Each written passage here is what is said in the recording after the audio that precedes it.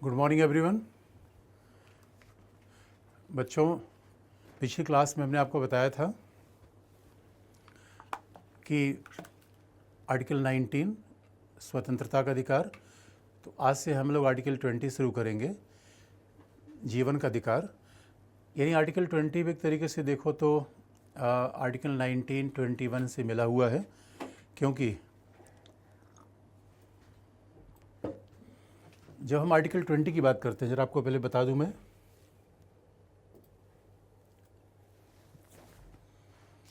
कि आर्टिकल 20 के शब्दों को बता दूं कि आर्टिकल 20 में क्या लिखा गया है।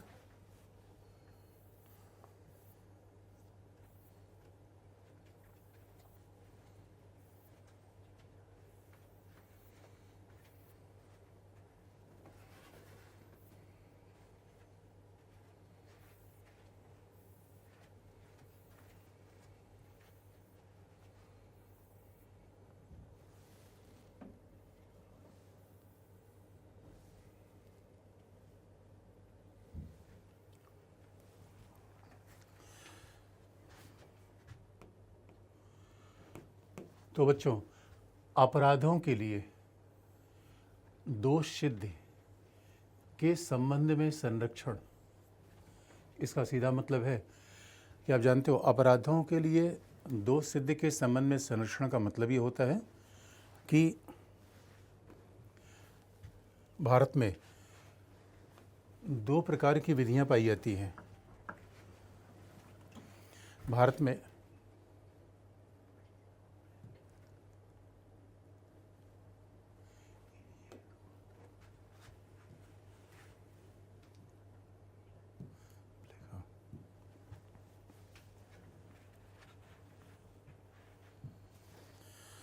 आप देखते हो भारत में विधि का शासन है। यानी बेसिक बात आपको हमेशा याद रखना है कि भारत में रूल ऑफ लॉ है,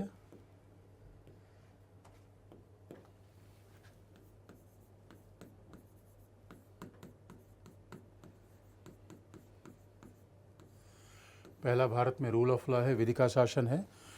और आप जानते हो विधियां हमारे यहाँ दो प्रकार की हैं, एक सिविल मामले में, एक आपराधिक मामले में। तो पहली विधि है सिविल मामले में, क्योंकि बात आपको ध्यान रखना है कि लिखा क्या गया है कि अपराध के लिए दोष सिद्धि के संबंध में संरक्षण। इसका मतलब हम किसको संरक्षण देना चाहते हैं, यहाँ पे गरीब को नहीं, वंचित को नहीं। हम संरक्षण उसको देना चाहते हैं जिसके ऊपर यह आरोप है किसी व्यक्ति ने अपराध किया है। और हमारे यहाँ बात देखो, हमारे यहाँ कोई अपराध कैसे करेगा ना करेगा, इसके लिए तो लॉ रहे चाहिए। यानी हमारे मानने से कोई व्यक्ति अपराधी नहीं हो जाएगा। रूल ऑफ लॉ है, लॉ तय करेगा कि कोई व्यक्ति अपराधी है या नहीं है। तो लॉ कैसा होता है हमारे यहाँ दो, एक है सिविल मामले। सिविल मामलों की का मतलब है जहाँ विवाद व्यक्तियों के बीच हो। देखो हमारे यहाँ कानून दो प्रकार के होते हैं, सिविल कह लो, दीवानी कह लो। उर्दू में इसे कहते हैं दीवानी। आप सिविल कह लो, दीवानी कह लो, ये कौन से विवाद हैं? इसका मतलब जो संबंध दो व्यक्तियों के बीच का है। मान लो कि दो भाइयों के बीच में कोई संपत्ति का झगड़ा हो जाए, ये सिविल मामला है, क्योंकि इससे मोहल्ले पे कोई फ़र्क नहीं पड़ता, समाज पे कोई फ़र्क नहीं पड़ता। अब पति पत्नी के बीच को झगड़ा हो जाए, ये सिविल मामला है। हाँ, पिटाई वाला नहीं, अलगाव के मामले आ जाए, विवाह के मामले आ जाए। लेकिन दूसरा मामला होता है आपराधिक, क्रिमिनल।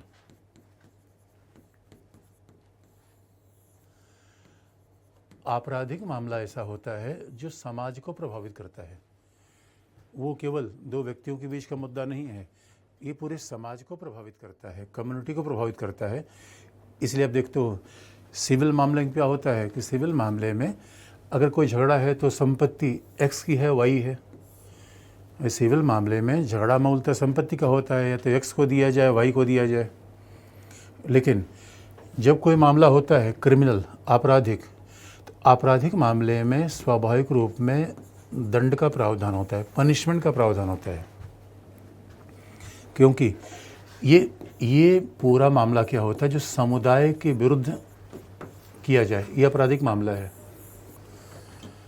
तो बच्चों इसीलिए अगर किसी ने हत्या किया, मर्डर किया, तो हत्या मर्डर का कॉन्सेप्ट ये नहीं है कि आपने व्यक्ति के खिलाफ कोई कार्यवाही की है। अगर एक्स ने वाई की हत्या कर दी तो उसने पूरे सामाजिक ताने बाने को नुकसान पहुंचाया। तो अब सवाल है कि आर्टिकल 20 किससे डील करता है। तो बच्चों अगर आर्टिकल 20 की लैंग्वेज आप देखो तो इससे पता चलता है कि वो आपराधिक मामलों से डील करता है। क्योंकि इसमें क्या है, अपराधियों को जो दोष सिद्धि में संरक्षण, और हमारे यहाँ रूल ऑफ लॉ कहता है कि पहले किसी व्यक्ति ने अपराध किया है वो FIR होगी, पुलिस चार्जशीट तैयार करेगी, और फिर लॉ के हिसाब से स्वाभाविक रूप में पुलिस अगर लिखेगी कि व्यक्ति ने क्या अपराध किया है, तो व्यक्ति ने क्या अपराध किया है वो तो पुलिस दर्ज करेगी। और पुलिस क्या दर्ज करेगी? लॉ के हिसाब से। अगर लॉ ही नहीं है तो स्वाभाविक रूप में उसमें कोई बात बनेगी नहीं। इसलिए बच्चों हमारे यहाँ लॉ के हिसाब से तय किया जाता है कौन अपराधी है, कौन अपराधी नहीं है। लेकिन आप समझ सकते हो कि अपराधियों के साथ भी भेदभाव ना हो जाए, क्योंकि कोई अपराधी जन्मजात तो नहीं होता। अपराध माना जाता है एक संयोगवश हो गया, क्योंकि हर बच्चे भाई कोई भी व्यक्ति उतना ही अच्छा है जितने आप लोग हो बच्चों। इसलिए अगर ऐसा अपराध हो जाता है तो हमारे यहाँ कानूनी कहा गया है आर्टिकल 20।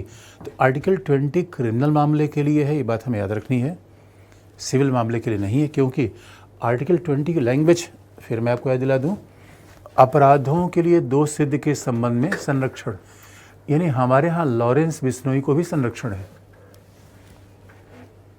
बात ध्यान में रखने की है। हमारे यहाँ अब आप देखो कोलकाता में अभी RG कर हॉस्पिटल में बड़े हंगामे हुए। तो अगर किसी व्यक्ति ने किसी महिला के साथ दुर्व्यवहार किया, अपराध है, लेकिन जिसके ऊपर यह आरोप है उसको भी तो सजा देने के तरीके होने चाहिए। इसीलिए आर्टिकल 20 किसकी रक्षा करता है? जो लोग जेल में हैं। आर्टिकल 20 किसकी रक्षा करता है? जो लोग अपराध के आरोपी हैं। इस वजह से आप आर्टिकल 20 को देखो तो इसमें क्या लिखा, कोई व्यक्ति किसी अपराध में तब तक दोष सिद्ध नहीं ठहराया जाएगा जब तक उसने ऐसा कोई कार्य करने के समय जो अपराध के रूप में आरोपित है, किसी प्रवृत्ति विधि का अतिक्रमण नहीं किया है, या उससे अधिक शास्ति मतलब बच्चों दंड है। यहाँ बड़ा विशुद्ध शब्द है। शास्ति का मतलब क्या है? दंड है। उससे अधिक शास्ति का भाग्य नहीं होगा जो उस अपराध के लिए किए जाने के समय प्रवृत्ति विधि थी। इसका मतलब बात ये देखो कि मान लीजिए कि अगर आर्टिकल 20 को एक्सप्लेन करें, पहली बात समझ में आ गई कि आर्टिकल 20 डील करता है आपराधिक मामलों से। क्योंकि याद रखो हमारा संविधान फंडामेंटल लॉ ऑफ लैंड है, यानी संसद की बनाई कोई भी विधि संविधान से बड़ी नहीं है, बात तो तय है। लेकिन संसद के द्वारा बनाई गई विधियां दो हैं। तो आर्टिकल 20 किससे डील करता है? कि ऐसी विधियां जो अपराध के लिए बनाई गई हों। अब इसी बात को आर्टिकल 21 का अगर एग्जाम्पल आप देखोगे, आर्टिकल 20 क्लॉज 1 का एग्जाम्पल क्या है? सीधी सी बात है, घरेलू हिंसा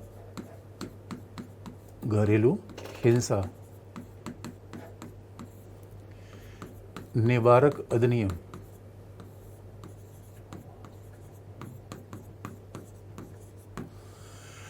अब बच्चों घरेलू हिंसा निवारक अधिनियम है, अगर इसमें उल्लिखित है या आपने पढ़ा छूआछूत अधिनियम या सिविल अधिकार संरक्षण अधिनियम, क्योंकि आपराधिक मामले में दंड का प्रावधान हमेशा होगा, पनिशमेंट होगा, शास्ति। दंड का मतलब है शास्ति।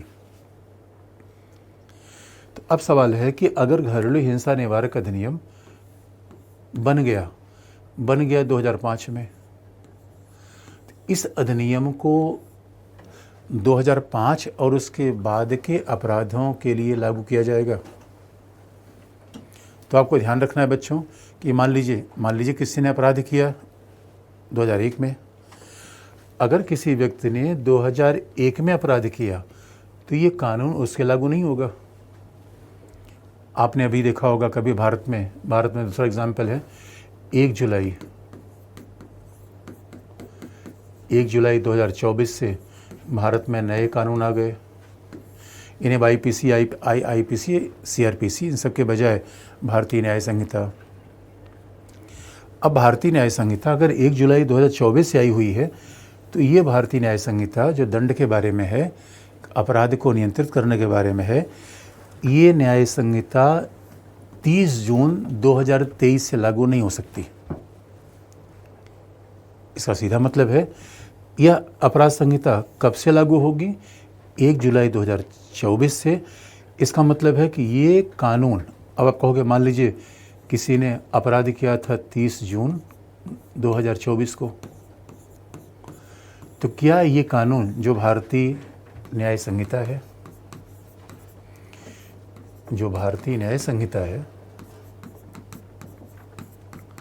तो बच्चों क्या ये कानून 30 जून 2024 वाले अपराध के लिए अप्लाई होगा? उसका उत्तर है नहीं।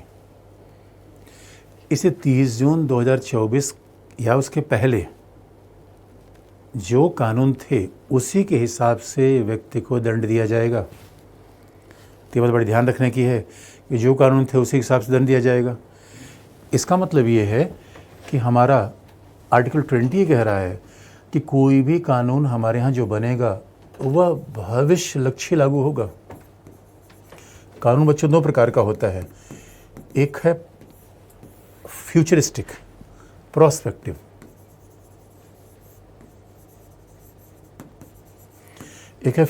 दूसरा होता है रेट्रोस्पेक्टिव, इसे कहते हैं भूतलक्षी।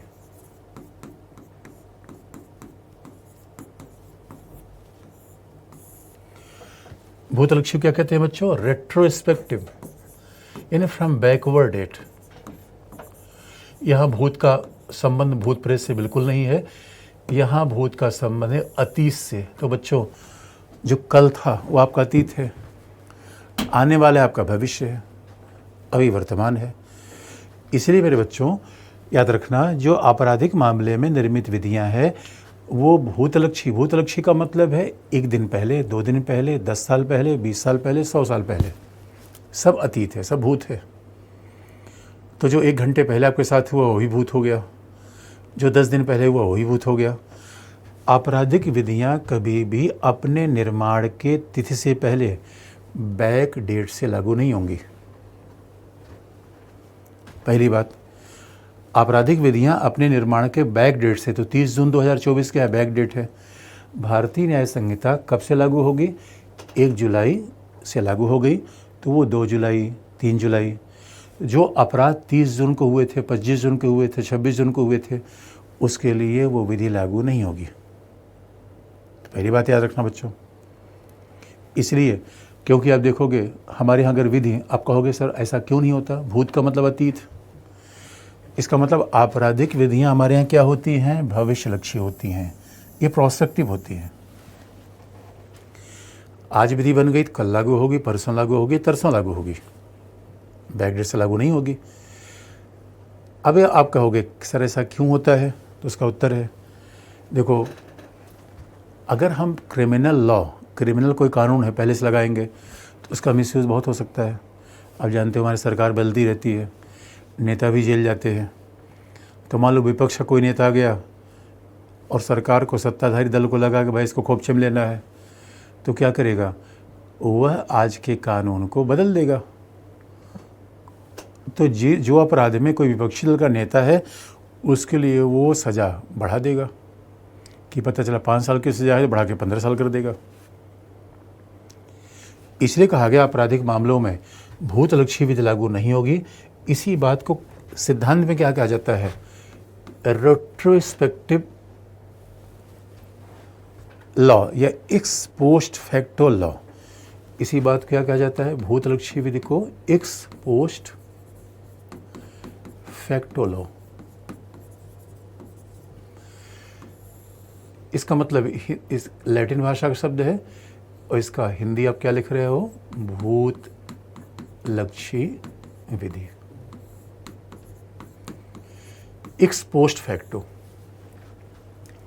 इसका मतलब है भूतलक्षी विधि का निर्माण क्रिमिनल मामले में नहीं होगा। तो आर्टिकल 20 से पहला प्रिंसिपल हमें क्या मिलता है? एक्स पोस्ट फैक्टो लॉ का। संविधान में बच्चों आर्टिकल 20 में शब्द नहीं लिखा गया है, लेकिन उसके आधार पे जो विश्लेषण हुआ, जो व्याख्या हुई, तो पता चला पहला लॉ ये है। तो अब इसमें एक बात और मुद्दा फंस जाता है कि ठीक है भूतलक्षी विधि नहीं होगी, लेकिन अब इसमें पहला मामला ये हो जाता है कि मान लो घरेलू हिंसा निवारक विधि 2005 में बनी तो 2004 से लागू नहीं होगी, 2003 से लागू नहीं होगी। लेकिन जो आप याद रखो, क्रिमिनल मामले में जब कोई लॉ बनता है तो क्रिमिनल मामले में जब लॉ बनेगा तो उसमें ये भी तो होना चाहिए कि भाई दंड की मात्रा कितनी है। दंड की मात्रा 5 साल है उसमें। घरेलू हिंसा निवारक अधिनियम में कोई व्यक्ति दोषी पाया गया तो दंड की मात्रा 5 साल है। तो मान लो 2015 में हमने अमेंडमेंट कर दिया, कानून को बदल दिया। 2005 के कानून को हमने 2015 में अमेंडमेंट कर दिया और 2015 में हमने कह दिया सज़ा 10 साल की होगी। तो सवाल है, जिस व्यक्ति को जेल में रखा गया 2006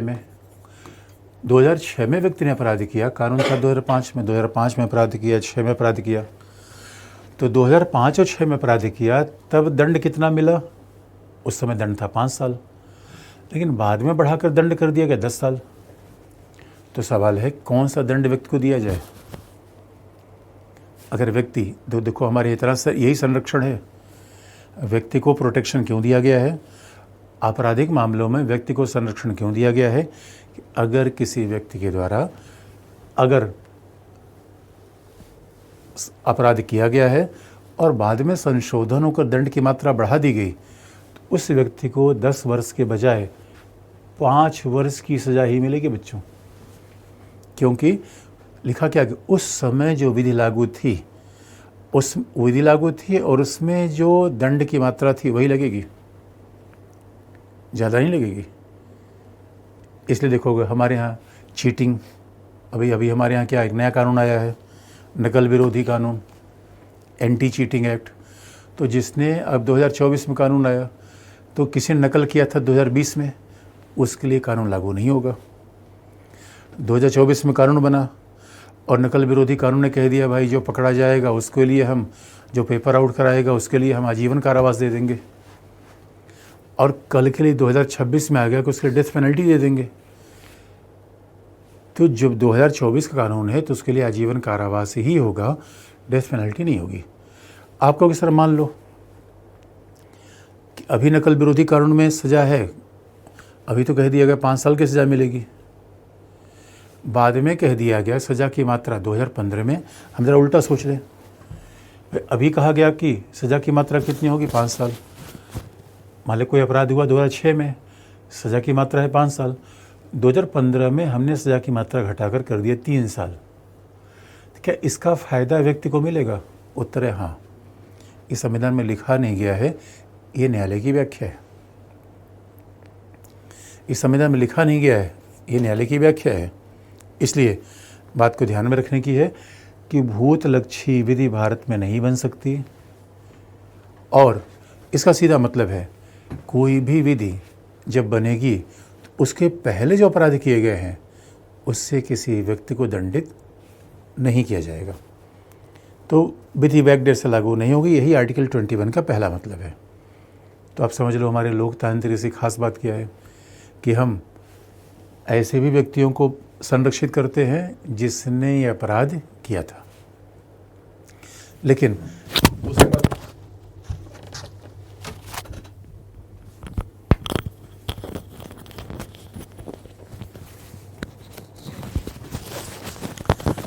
जरा दूसरी बात बच्चों बता दें। देखो पहला है भूतलक्षी विधि, यानी किसी व्यक्ति को जब हमने अपराध के लिए संरक्षण दिया है, यानी अपराध करने के लिए संरक्षण नहीं है, बल्कि जिनके ऊपर यह आरोप है उनको संरक्षण दिया गया है।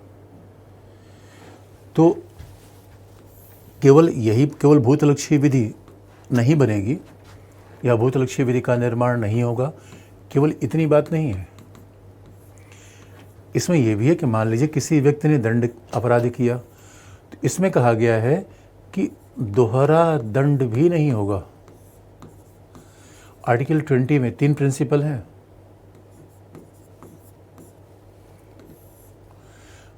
डबल जियोपर्डी,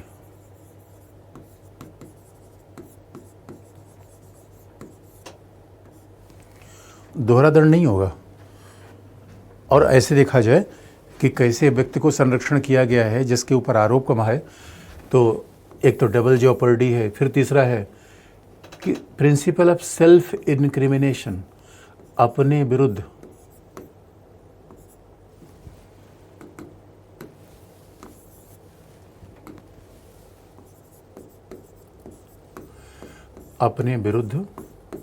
ये 3 प्रिंसिपल है आर्टिकल 20 में।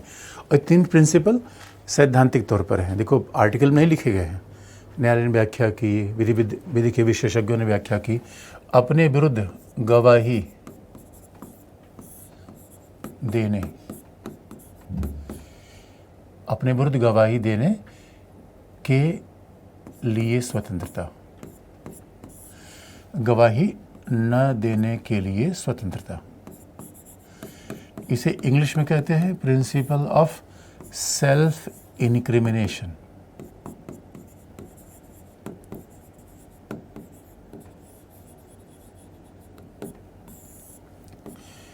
Principal of self incrimination, double jeopardy, ये तो मैंने बता दिया कि यानी ये 3 प्रकार के संरक्षण हैं आर्टिकल 20 में। आपराधिक मामलों में व्यक्ति को 3 प्रकार के प्रोटेक्शन दिए गए हैं। और डबल जॉपर्डी मतलब बच्चों की बड़ी कहावत है, एक मुर्गी को 10 बार हलाल नहीं किया जा सकता, एक मुर्गी को एक ही बार हलाल किया जाएगा। अगर हम ये डबल जॉपर्डी की बात करें कि डबल जॉपर्डी का मतलब क्या है, भाई सीधी सी बात है। आप कहोगे कि दोहरा जोखिम, अच्छा दोहरा दंड, दोहरा जोखिम अमेरिकी लॉ से लिया गया शब्द है। मान लो कि 2 कंडीशन है, एक व्यक्ति ने भी, कोई भी आप देख लो, चाहे कोलकाता में देख लो जो अपराध हुआ, या कोई भी एग्जाम्पल आप ले सकते हो। मान लो कोई गैंगस्टर पकड़ा गया, उसके खिलाफ, यहाँ पे हम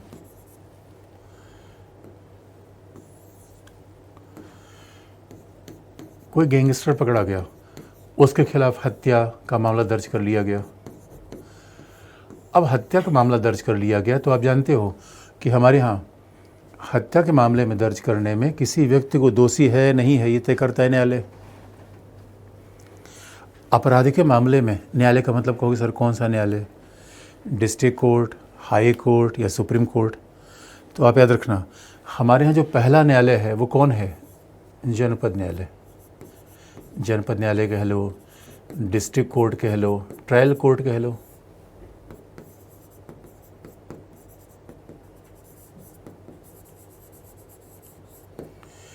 जनपद न्यायालय कहो, डिस्ट्रिक्ट कोर्ट कहो, ट्रायल कोर्ट कहो, यही पहला न्यायालय है। इसका मतलब है किसी व्यक्ति ने अपराध किया है नहीं किया है, ये जनपद न्यायालय क्या करता है, उसको ट्रायल करता है। जैसे अब क्रिकेट में ट्रायल होता है, ट्रायल का मतलब बच्चों ये मान लो कि इसमें गवाह आएंगे, सबूत आएंगे, आरोपी कहेगा हमने कुछ नहीं किया है, विपक्ष कहेगा नहीं अपराध किया है, तो जज दोनों को बैठ के सुनेगा। जैसे क्रिकेट में अपील होती है, बॉलर कहेगा कि आउट, बैट्समैन कहेगा नॉट आउट। तो यही क्या है, इसी को न्यायालय में ट्रायल कहते हैं कि पक्ष कुछ और कहेगा, विपक्ष को और कहेगा। ये मामला हाई कोर्ट, सुप्रीम कोर्ट में नहीं जाता, क्रिमिनल सारे मामले डिस्ट्रिक्ट कोर्ट में ही जाते हैं। जैसे दिल्ली में 30 जारी कोर्ट है, तो अब सारा क्रिमिनल मामला गया और यहाँ पर जनपद न्यायालय ने ट्रायल किया।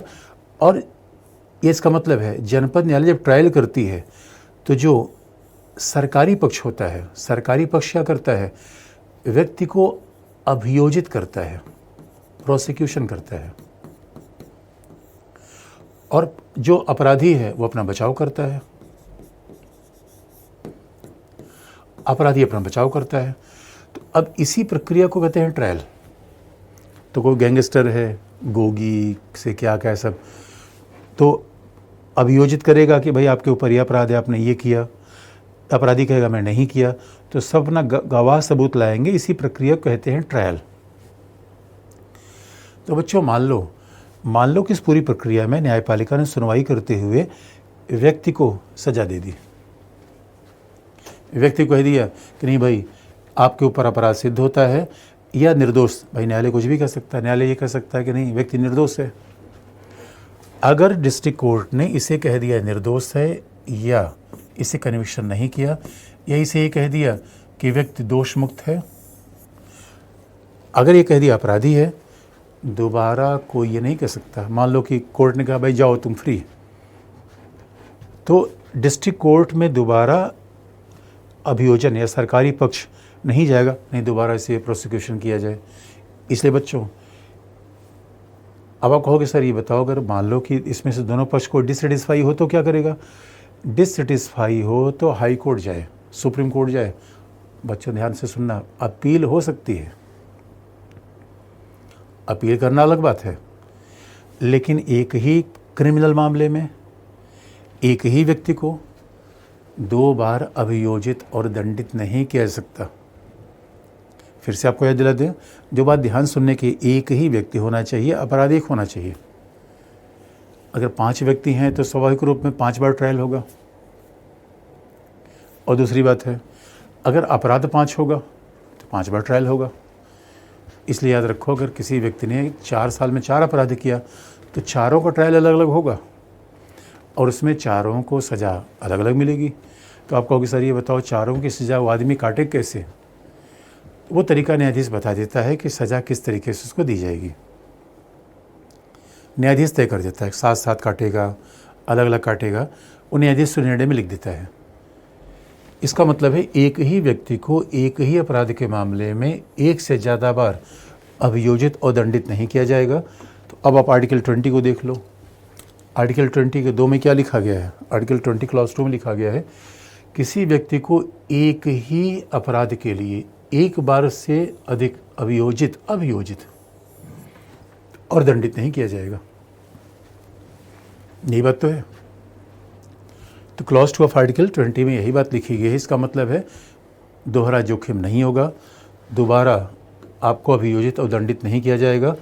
लेकिन अगर अपराध एक से ज़्यादा होगा तो ज़्यादा बार अभियोजित होगा। अपराध एक से ज़्यादा होगा, या जैसे एक प्रिंस चार्ल्स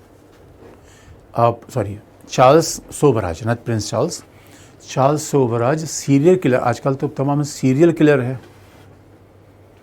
आप मान लीजिए सीरियल किलर है जिसने 10 हत्या की है, तो 10 बार कोर्ट में उसको अभियोजित और दंडित किया जाएगा, 10 बार किया जाएगा।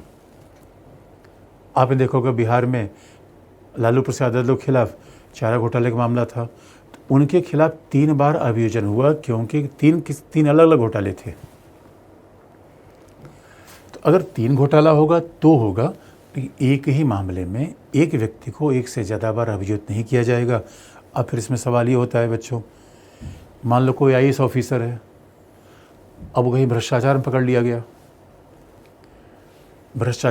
लिया गया और उसको प्रशासन ने कहा भाई जाओ छुट्टी, बर्खास्त कर दिया कि सेवा करने के लिए आए हो, भ्रष्टाचार करने के थोड़े। अब उसको भ्रष्टाचार के आरोप में अगर बर्खास्त कर दिया तो क्या उस व्यक्ति को दोबारा न्यायालय में भी, क्योंकि एंटी करप्शन एक्ट है हमारे यहाँ, करप्शन हमारे यहाँ क्रिमिनल मामला है, तो क्या जिस व्यक्ति को प्रशासन ने बर्खास्त कर दिया, क्या उसे एंटी करप्शन के मामले में फिर से कोर्ट में भी प्रोसिक्यूशन और पनिशमेंट होगा? उत्तर है हाँ। तो आप कहोगे सर ये तो दोहरा दंड हो गया, एक बार प्रशासन ने दंड दिया, एक बार न्यायालय ने दंड दिया, दंड तो दोहरा हो गया। लेकिन बच्चों नहीं है, ये दंड दोहरा नहीं है, क्योंकि दंड देने का मतलब आर्टिकल 20 इसलिए मैंने बता दिया क्रिमिनल मामले से डील करता है। प्रशासन के द्वारा दिया गया दंड दोहरे दंड में शामिल नहीं है। तो मान लो कि RG कर हॉस्पिटल का डॉक्टर, भाई RG कर हॉस्पिटल के प्रिंसिपल को पद से हटा दिया गया, पहला दंड तो ये है, और फिर न्यायालय ने कल उसे दंड दे दो, तो आप कहोगे ये दोहरा दंड है? नहीं, प्रशासन से हटा देना इसे दोहरे दंड में शामिल नहीं किया जाता। दोहरे दंड का मतलब है न्यायालय के द्वारा 2 बार अभियोजित और दंडित नहीं किया जाएगा। ये ध्यान रखने की बात है। तो आर्टिकल 20 का दूसरा सिद्धांत ये है। तीसरा, सेल्फ इनक्रिमिनेशन। अगर सोच के देखो बच्चों, इसे लोकतांत्रिक देश में रहने कितने फ़ायदे हैं।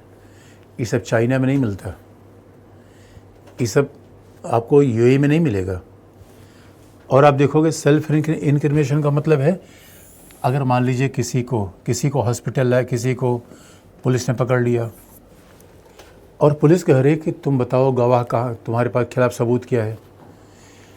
इसलिए किसी अपराधी के विरुद्ध सबूत देना सरकार का कार्य है।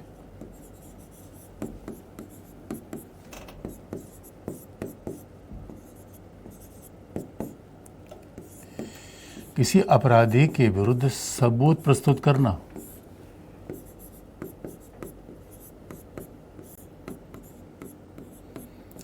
याद रखिए सरकार कार्य है। व्यक्ति खुद नहीं बताएगा कि हमने क्राइम किया है, हमने सब किया है। और इसलिए आप देखोगे हमारे यहाँ पॉलीग्राफी टेस्ट, नार्को टेस्ट न्यायालय के कहने पे ही किया जाता है। व्यक्ति की सहमत के बिना ये सब नहीं किया जा सकता। यानी और आप जानते हो कि दिल्ली में जब शराब घोटाला हुआ तो कई लोग पकड़े गए तो उनका मोबाइल पकड़ा गया। तो उनसे पूछा गया भाई मोबाइल का कोड बताओ, तो उन्होंने कहा आप हमें विवश कर रहे हो। उन्होंने मोबाइल का कोड कहा भाई भूल गए।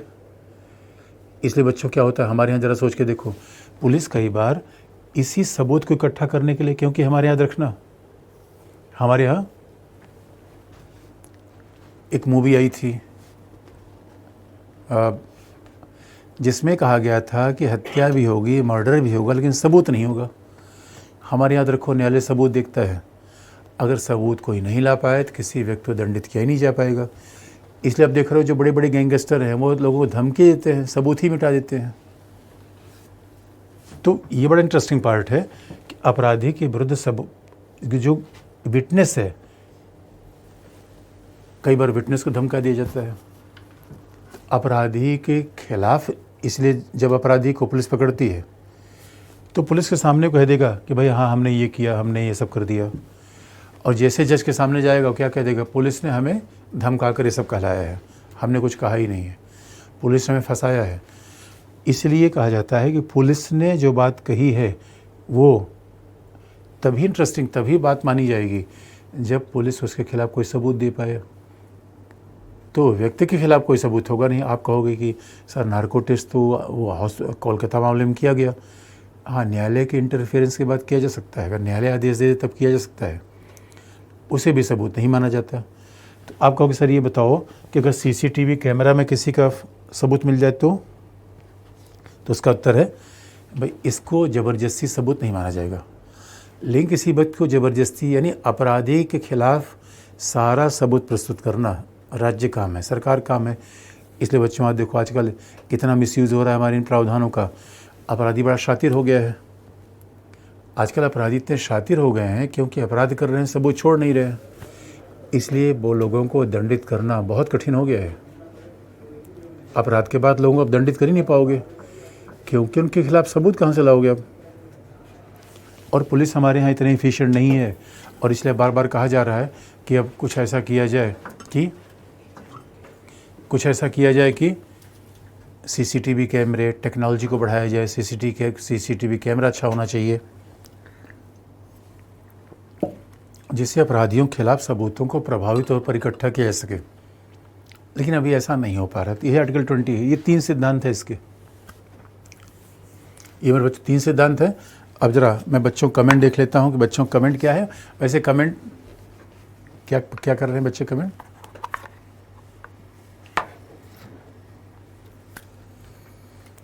तो किसलिए बच्चे ने पूछा भूलने का अधिकार। अच्छा सर ये वो माय गॉड, इस पर इतने सारे कमेंट हैं कि कमेंट तो देखेंगे तो फिर मेरे बच्चों, इसलिए स्वाभाविक रूप में भूलने का अधिकार। अरे किसी बच्चे ने पूछा भूलने का अधिकार क्या है? वो जीवन का अधिकार का भाग है। भूलने का अधिकार भी जीवन का अधिकार का भाग है और जीवन का अधिकार अनुच्छेद 20 से जुड़ता है। क्योंकि अगर मनमानी आप किसी को दंडित कर दोगे, एक ही अपराध के लिए 5 बार दंडित कर दोगे, इसलिए आप देखोगे बच्चों जीवन का अधिकार का संबंध 19 से भी है, 20 से भी है। लेकिन स्पेसिफिक जीवन का अधिकार की बात कहाँ की गई? 21 में। विशेष रूप में जीवन का अधिकार की बात कहाँ की गई? अनुच्छेद 21 में। तो अब यहाँ पे मुझे लगता है कि बेसिक सी बात है, बस ये 3 प्रिंसिपल याद रखो, बाकी लॉ का मामला है। अब इसलिए अब हम आगे बढ़ते हैं अनुच्छेद 21 पे। अब हम आगे बढ़ेंगे जीवन का अधिकार का मामला, आर्टिकल 21 जो बड़े महत्व का है, जो अपने आप में बड़ा लैंडमार्क है, जिस पे विवाद बहुत ज़्यादा हुए हैं। तो ज़रा देखें बच्चे कि अब जीवन का अधिकार क्या है। अगला हेडिंग है जीवन का अधिकार, यानी हिंदी में क्या है, राइट टू लाइफ। लाइफ का मतलब होता है देह की स्वतंत्रता, देह या शरीर। Right to life, right to life and personal liberty.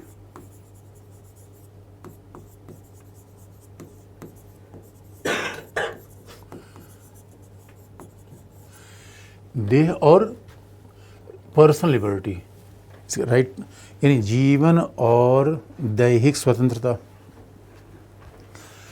तो जीवन और दैहिक स्वतंत्रता, इसमें पर्सनल लिबर्टी का मतलब जीवन की स्वतंत्रता।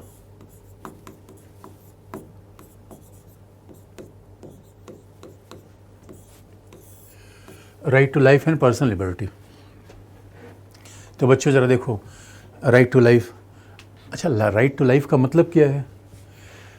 अब यहाँ पे तो संविधान तो हमारा आर्टिकल 21 बड़ा सिंपल सा है कि किसी व्यक्ति को, देखो आर्टिकल 21 में अगर देखें तो इसकी बड़ी व्याख्या होती है और बड़ा विवाद है, बड़े महत्व का है। आर्टिकल 21 देखा जाए, इससे ज़्यादा व्याख्या संविधान के और किसी अनुच्छेद की नहीं हुई है, क्योंकि लिखा क्या गया है, प्राण। यहाँ जीवन का मतलब क्या मान लिया गया है, प्राण और दैहिक स्वतंत्रता का संरक्षण। तो किसी व्यक्ति को उसके प्राण या दैहिक स्वतंत्रता से विधि द्वारा स्थापित प्रक्रिया, तो विधि द्वारा स्थापित प्रक्रिया क्या है, इसको हम आगे देख लेंगे। विधि की उचित प्रक्रिया क्या है, ये देख लेंगे। विधि द्वारा स्थापित प्रक्रिया के अनुसार ही वंचित किया जाएगा, अन्यथा नहीं। तो अब सवाल है प्राण दैहिक स्वतंत्रता क्या है, और मेंस में बार बार इससे सवाल आ रहा है।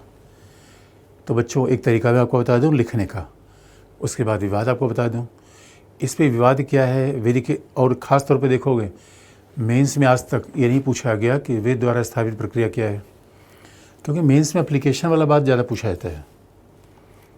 तो पहले आपको एक मेंस वाला अप्रोच आपको बता दूं, आर्टिकल 21 से 20 से तो मेंस के पूछने का सवाल ही पैदा नहीं होता। हाँ 21 से पूछा जाएगा। तो एक आपको मेंस का तरीका बता दूं, फिर आपको विवाद बता दूं कि क्या मतलब है विधि द्वारा स्थापित प्रक्रिया, विधि की उचित प्रक्रिया। लेकिन जब आप इधर देखोगे कि जीवन और दैहिक स्वतंत्रता, तो पहले आप इधर रखना बच्चों, देह का मतलब क्या होता है, लाइफ। अब लाइफ प्राण कह लो, देह कह लो, तो इसका मतलब है कि अगर हमारे कोई शरीर पर हमला कर दे, हमारे अंग को क्षतिग्रस्त कर दे,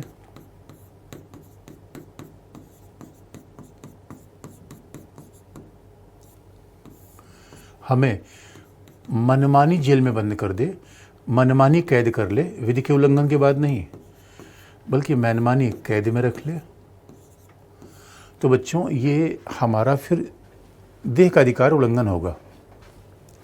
यानी किसी शरीर पर हमला कर देना, शरीर पर आक्रमण, अंग को क्षतिग्रस्त कर देना, शरीर को नुकसान पहुंचा देना। और बच्चों ये तो आप जानते हो, जान है तो जहान है। बड़े ध्यान से देखने की बात है, आर्टिकल 19 में क्या है, आने जाने का अधिकार, बसने का अधिकार, बोलने का अधिकार। अरे रहोगे तब तो बोलोगे, जब रहोगे तो बोलोगे क्या।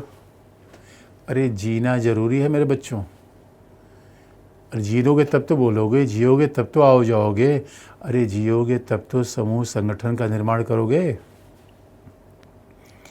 और जियोगे तब व्यवसाय करोगे।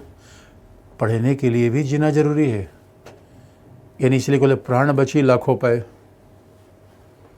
यानी दोस्तों बिना प्राण के, बिना शरीर के बात बनती ही नहीं। इसे जीवन में सबसे पहली आवश्यकता क्या होती है, जान बची, प्राण बचा, तो इससे बड़ा कोई अधिकार नहीं है। दूसरी बात है, जब आप कहते हो पर्सनल लिबर्टी, तो देखो दोस्तों पर्सनल, अच्छा सबसे हमारा पर्सनल लिबर्टी और देह की आज़ादी काफ़ी हद तक जुड़ी हुई है। तो आप याद रखो, एक होता है पर्सनल, दूसरा होता है पब्लिक। तो कुछ लोग कहते हैं हमारा पर्सनल है, तो व्यक्ति के जीवन को दो भाग में बांट सकते हैं। ज़रा सोचो बच्चों, क्या आपका पब्लिक है, अब क्लास में बैठे हो तो क्लास में स्वाभाविक रूप में पब्लिक प्लेस पे हो। अब क्लास में बैठे हो और अपने कमरे में बैठ के ऑनलाइन क्लास कर रहे हो, ये पर्सनल है आपका। कहा भी जाता है, देखो पर्सनल, अपने शरीर से ज़्यादा पर्सनल कुछ होता ही नहीं। सबसे ज़्यादा पर्सनल जो व्यक्ति शरीर ही है, शरीर है और उसके साथ पर्सनल क्या है। अब आप टैटू बना लो तो ये आपका पर्सनल है। भाई आपने एक टैटू कहाँ बनाया, किसी को देखने का अधिकार नहीं है। कोई कहे नहीं नहीं दिखाओ टैटू कहाँ बनवाया, पर्सनल है। शादी किससे करना है, पर्सनल है। पार्टनर कौन है, पर्सनल है। व्हाट्सएप पे मैसेज किया है, पर्सनल है।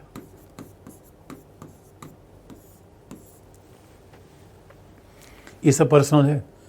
अब कोई कहे व्हाट्सएप का मैसेज दिखाओ, कहता ना भाई नहीं दिखाएंगे। लेकिन अब सवाल है कि मेट्रो में जा रहे हो और मेट्रो के पुलिस वाले ने कहा भैया बैग दिखाओ, कहा ना पर्सनल है। तो मेट्रो में जा रहे हो तो बैग आपको दिखाना पड़ेगा, वो पर्सनल नहीं है। बच्चों सिनेमा हॉल में गए और सिनेमा हॉल वाले ने टिकट कहा टिकट दिखाओ, गाना पर्सनल है, वो पर्सनल नहीं है। लेकिन आप किसके साथ सिनेमा हॉल में सिनेमा देखने जा रहे हो, ये पर्सनल है आपका। इसका मतलब है कहीं ना कहीं कुछ पब्लिक है। अब सड़क पे चल रहे हो तो पर्सनल तो नहीं है। सड़क पे चल रहे हो, डंडा किसी खोंचे जा रहे हो, ये पर्सनल नहीं है। लेकिन जो अपने कपड़े पहन रखे हो पर्सनल है। जो अपनी हेयर स्टाइल बन रखी है पर्सनल है। अरे मेरे बच्चों, पर्सनल लिबर्टी बहुत इंपॉर्टेंट है। आना जाना देखो अलग बात है। तो आप आर्टिकल 19 में क्या लिखोगे, फ्री लिखा हुआ है कि विशेष प्रकार की स्वतंत्रता। आर्टिकल 19 में विशेष प्रकार की स्वतंत्रता की बात है, लेकिन आर्टिकल 21 में क्या है, पर्सनल लिबर्टी। अब ये पर्सनल का मतलब है कोई पार्टनर आपके साथ है तब तो ठीक है, लेकिन कहीं पता चल जा रहे हो और दूसरे के पार्टनर को छेड़ दिया तो ये पर्सनल नहीं होगा, ये पब्लिक हो जाएगा। आपकी बाइक आपकी पर्सनल है, लेकिन जिस सड़क पे आप चल रहे हैं वो आपकी पर्सनल सड़क नहीं है। इसलिए मेरे बच्चों बार बार लिखा जाता है आम रास्ता नहीं है। तो ये इसलिए कहा जाता है बड़ा महत्वपूर्ण, शादी का अधिकार, पार्टनर का अधिकार, अपने व्हाट्सएप के मैसेज का अधिकार, ये क्या है, व्यक्ति की पर्सनल लिबर्टी है। बहुत बड़ी बात है। इसलिए मेरे बच्चों, इसी पर्सनल लिबर्टी से ही क्या विचार आया, निजता, प्राइवेसी। तो जो निजता की बात आई है, अभी इस पर पूरा चर्चा आप कर देंगे, लेकिन देह का मतलब अलग होता है और सही माने पर्सनल में देखो देह जुड़ा ही होता है, उसे तो हमने अलग कर लिया। क्योंकि हमने बताया बच्चों, जब आप किसी के साथ नहीं होते अपने साथ होते हो, तो आपके शरीर से बड़ा कोई पर्सनल है नहीं। ये बात तो एकदम स्पष्ट है। इसलिए ये बात कही जाती है कि निजता का अधिकार, राइट टू प्राइवेसी,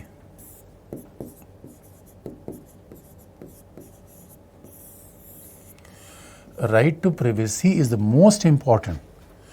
और राइट टू प्राइवेसी की धारणा ही इसीलिए आई कि भाई कुछ हमारा पर्सनल है, कुछ अंतरंग है।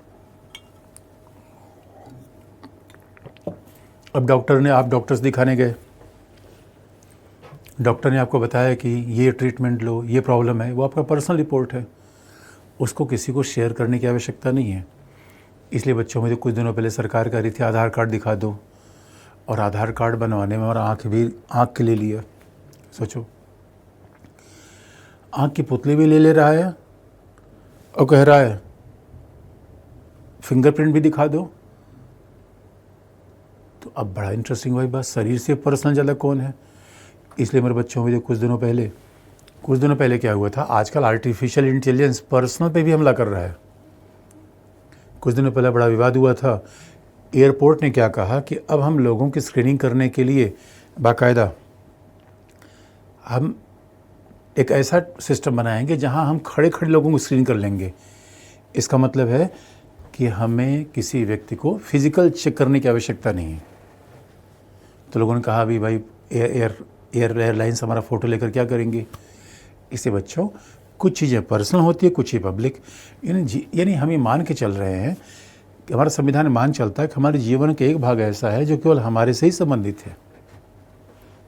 और सच मानो क्या हम खा रहे हैं, वेजिटेरियन, नॉन वेजिटेरियन, ये पर्सनल ही तो है। इसलिए बच्चों देखो, आर्टिकल 21 में क्या है, right to life and personal liberty. Article 19 में तो कह दिया गया लिबर्टी, फ्रीडम। कि आर्टिकल 19 में इसका मतलब है जब अपने घर से आप दिल्ली आए तो आपने आर्टिकल 19 का प्रयोग किया, लेकिन जब आप कमरे में बैठे हुए हैं तब उसमें 21 का प्रयोग कर रहे हैं।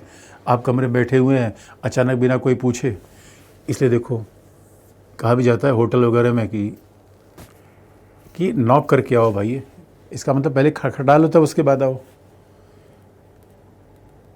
और कई बार आपने देखा होगा कि शिकायत बार बार मिलती है, किसी होटल कमरे में कैमरा लगा पाया गया, इसका मतलब है ये हमारी निजता का उल्लंघन है, निजता का उल्लंघन है। तो पहनना, खाना, स्कार्फ पहनना, ये सब हमारी निजता है, पर्सनल। तो राइट टू लाइफ है, पर्सनल लिबर्टी बड़ी इंपॉर्टेंस की है। लेकिन एक आप ग्राफ बना दें कैसे यात्रा आगे बढ़ी और कैसे जीवन के अधिकार के मतलब रोज बदलते चले गए। क्योंकि हमने पहले भी कहा है कि संविधान स्थित नहीं है, संविधान जीवन दस्तावेज है, संविधान गतिशील धारणा है। इसीलिए जैसे हमारा जीवन बदल रहा है वैसे ही समय के अनुसार संविधान भी बदलेगा मेरे बच्चों। इससे तो न्यायालय संविधान की अलग अलग व्याख्या करता है, न्यायालय संविधान की एक ही जैसी व्याख्या नहीं करता। तो अब जरा देखें,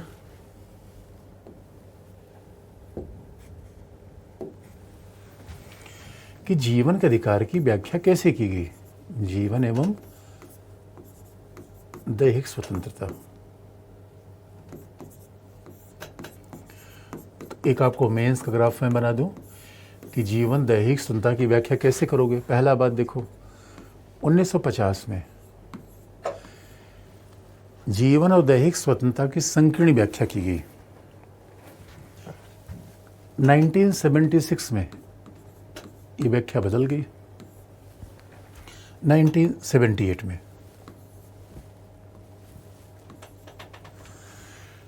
1990 के बाद फिर इसमें चेंज आया और स्वाभाविक रूप में 2017 के बाद फिर एक बदलाव किया गया। तो न्यायालय वही है, हमारे फंडा आर्टिकल 21 वही है। लेकिन दोस्तों देखो, आर्टिकल 21 के मायने बदल कैसे रहे हैं।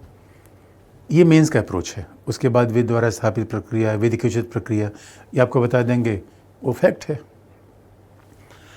अब 1950 में जीवन की व्याख्या क्या की गई, यानी शरीर की रक्षा, यानी शारीरिक अंगों को सुरक्षित रखना, शारीरिक अंगों की सुरक्षा ही जीवन का अधिकार है। तो जीवन का अधिकार का मतलब है सांस कोई हमारी रोके ना, कोई गला न दबा दे तो जीवन का अधिकार बना हुआ है। राज्य हमें मनमानी न पकड़ ले तो जीवन का अधिकार बना हुआ है। यही जीवन का अधिकार माना गया। और इसके पीछे कहानी मैं बताऊंगा आपको, गोपालनवाद। अभी मैं पूरी यात्रा आपको बता दूं। अब गोपालनवाद में क्या हुआ, थोड़ा रुक जाओ बच्चों। अभी पहले पूरी मैं स्ट्रक्चर आपको बना दूं कि उत्तर लिखना कैसे है, कि जीवन का अधिकार आ जाए। तो आप जानते हो, इसीलिए एक लिखने का हमारे पास तरीका होता है बताने का।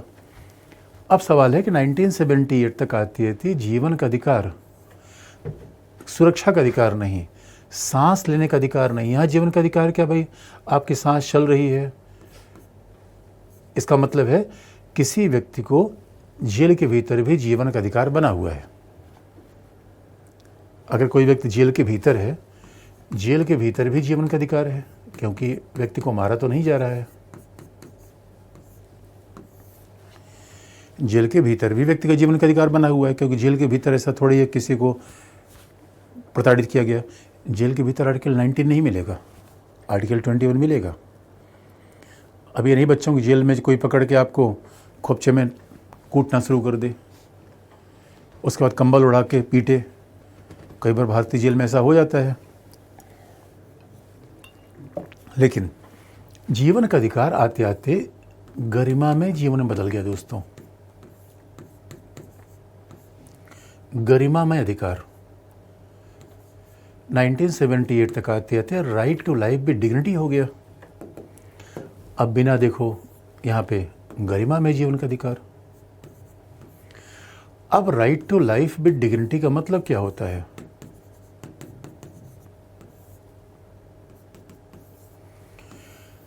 अब गरिमा में जीवन का अधिकार, right to life with dignity. याद रखना बच्चों, मतलब होता है जीवन, अगर ये शारीरिक अंगों की रक्षा करना ही जीवन का अधिकार है, तब तो पशु को भी जीवन का अधिकार मिला हुआ है। अरे मत केवल पेट के लिए, याद रखना, पेट के लिए जियोगे, गरिमा के लिए जियोगे बच्चों। पेट के लिए तो कुत्ते भी जीत लेते हैं, चूहे ले जी लेते हैं, बिल्ली जी लेती है। जीना तो गरिमा के लिए जीवन है। और गरिमा के लिए कैसे? क्योंकि गरिमा कैसे होगी बच्चों? जब तक शिक्षा न हो, जब तक स्वास्थ्य न हो, जब तक अपना मन पसंदीदा व्यवसाय न हो, यानी जब तक अपना मन पसंदीदा व्यवसाय नहीं हो, मन पसंदीदा व्यवसाय होने चाहिए, आवागमन का अधिकार होना चाहिए, विदेश यात्रा भी जाने का अधिकार होना चाहिए। बच्चों ये तो गरिमा में जीवन का मतलब है अपनी शर्तों पर जीना, मानव होने की पूर्ण। अरे मेरे बच्चे, कितनी बार हमने बताया है बच्चों, देखो हम केवल रोटी कपड़ा मकान के लिए नहीं जी रहे। और जो अगर रोटी कपड़ा मकान के लिए जीना था तो फिर स्वाभाविक रूप में फिर पशु भी तो पेट भर ही देते हैं। पेट के लिए जीवन जीना पशु जैसा जीवन जीना है।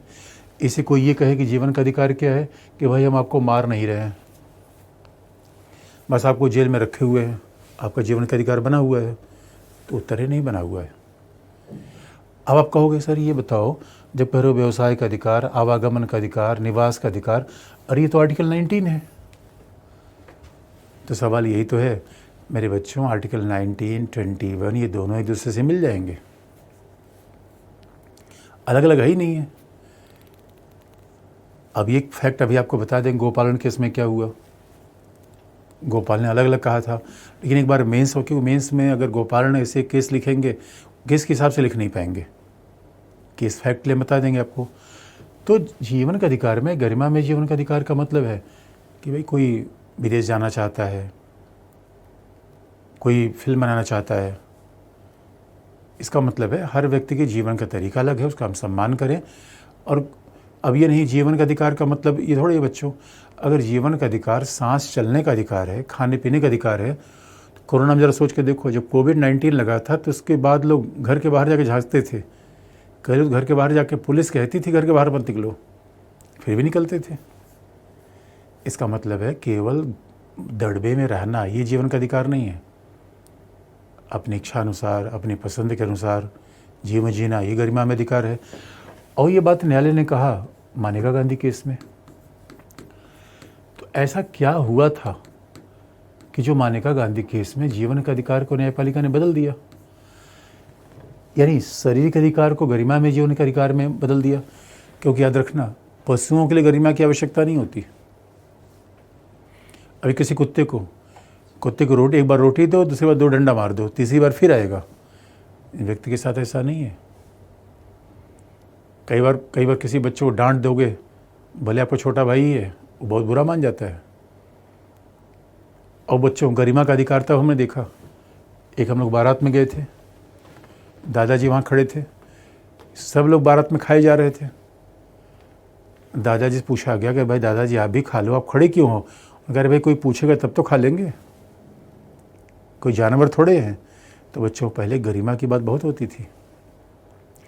आजकल शादी विवाह में गरिमा की बात नहीं होती, जो जिस दिशा से आया उसी दिशा में गोलगप्पे के ऊपर कूद पड़ा। आप कहोगे सर ऐसा क्या था कि जीवन का अधिकार से ये इतना बड़ा जंप आ गया? तो बच्चों बस याद रखना, बीच में हुआ क्या, हमने लोकतंत्र अपनाया, फंडामेंटल राइट दिया, लेकिन इंदिरा गांधी सत्ता में आ गई थी आपातकाल के समय। जब आपातकाल के समय इंदिरा गांधी 75, यानी देश में आपातकाल लग गया। अब आपातकाल क्या, बच्चों कई बच्चे पूछें सर आपातकाल क्या है? तो आपातकाल हमें अलग से पढ़ना, लेकिन बस ये समझ लो कि भाई ज़रा सोच के देखो, व्यक्ति के जीवन में आपातकाल आता है। अरे आपके घर पे कहीं हमला हो जाए, आपके घर को सारे मोहल्ले वाले घेर ले, और उस समय तो ये सोचो कि जान बचाएं, या उस समय घर में कहोगे कि नहीं अभी संवाद होगा, अभी चर्चा होगी? तो अब याद रखना, जब जीवन पर भाई एक होता है सामान्य धर्म, एक होता है आपद धर्म। जब प्राण संकट में हो, जब जीवन पर संकट हो, तो पहले प्राण बचाओ। इसलिए भारतीय संविधान में आपातकाल की बात की गई। आप कहोगे सर इंदिरा गांधी ने आपातकाल 75 में लगाया, तो 75 में लगा दिया और सारे विपक्ष नेताओं को जेल में ठूंस दिया। अब विपक्ष नेताओं को जेल में ठूसा तो विपक्ष के नेता स्वाभाविक रूप में बड़ी समस्या में थे उसमें। और इतना ही नहीं, जब इंदिरा गांधी के समय आपातकाल था तो उस आपातकाल में मानेका गांधी इंदिरा गांधी की बहू थी और मानेका गांधी के पति थे संजय गांधी। संजय गांधी कोई मंत्री नहीं थे, फिर भी ऐसा कहा जाता था कि आपातकाल के दौरान उन्होंने बड़ा शक्ति का दुरुपयोग किया, शक्ति का मिसयूज किया। अब जब आपातकाल के दौरान शक्ति का मिसयूज किया तो संयोग से 77 में चुनाव हो गया। इंदिरा गांधी बहुत अलोकप्रिय हो गई और एक जमाना था बच्चों जब इंदिरा गांधी को लोग कहते देवी दुर्गा है। 71 में चुनाव जीती, कहा इंडिया इज इंदिरा, नहीं भारत नहीं आधी है ये। लेकिन जैसे 75 में आपातकाल लगाया, इंदिरा गांधी को बहुत अलोकप्रिय हो गई। कई जगह वो सभा नहीं कर पाई, कई जगह तो लोगों ने उनको दौड़ा लिया। लोगों का ये तो भूतनी है, क्या है, डाइन है, ऐसे ऐसे शब्द उनके लिए प्रयोग किए गए। तो इंदिरा गांधी सरकार 77 में चुनाव हुआ, इंदिरा गांधी सरकार चुनाव हार गई और कहा जाता है कि 76 में उच्चतम न्यायालय ने एक निर्णय दिया था। अब उच्चतम न्यायालय ने एक ऐसा निर्णय दे दिया था जिसमें अधिकार की रक्षा वो नहीं कर पाई। और वो केस था हैबियस कॉर्पस। वो केस था यानी एडीएम जबलपुर वर्सेस शिवकांत शुक्ला। ये केस था 76, मेनका गांधी केस है 78। ADM Jabalpur versus Shivkant Shukla case में उच्चतम न्यायालय जीवन का अधिकार नहीं बचा पाया, आपातकाल था। जबकि उच्चतम न्यायालय को तो कहना चाहिए था कि आपातकाल गलत था। तो उच्चतम न्यायालय ने इस बात को सोचा कि नहीं ये तो गड़बड़ हो गया, अपनी इमेज कैसी बनाई जाए। ADM Jabalpur versus Shivkant Shukla case में एक आदमी जा रहा था जमानत लेने, हैबियस कॉर्पस। न्यायालय ने कहा ना भाई नहीं दे सकते। तो कहा जाता है कि न्यायालय की ये इमेज जो गड़बड़ हो गई थी उसको करने के लिए मानेका गांधी केस में उच्चतम न्यायालय ने निर्णय दिया। लेकिन मानेका गांधी केस क्या था अभी इस बात को बता देंगे, क्योंकि जिन बच्चों ने पढ़ा होगा उनको याद आ रहा होगा विधि की उचित प्रक्रिया।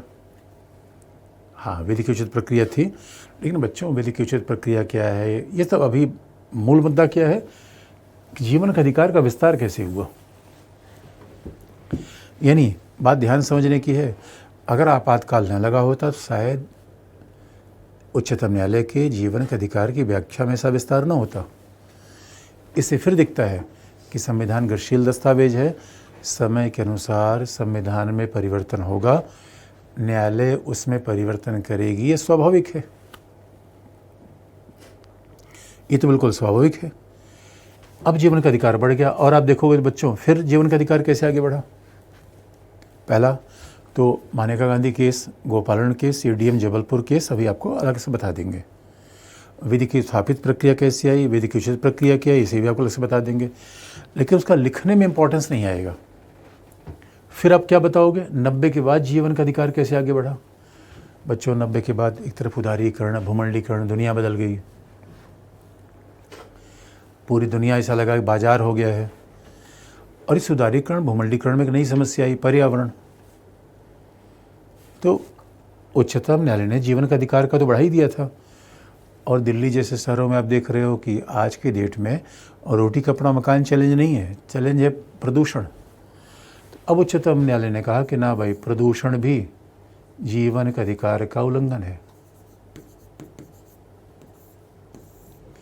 प्रदूषण भी जीवन के अधिकार का उल्लंघन है। यौन शोषण भी जीवन के अधिकार का उल्लंघन है। और ये उच्चतम न्यायालय ने विशाखा केस में कहा।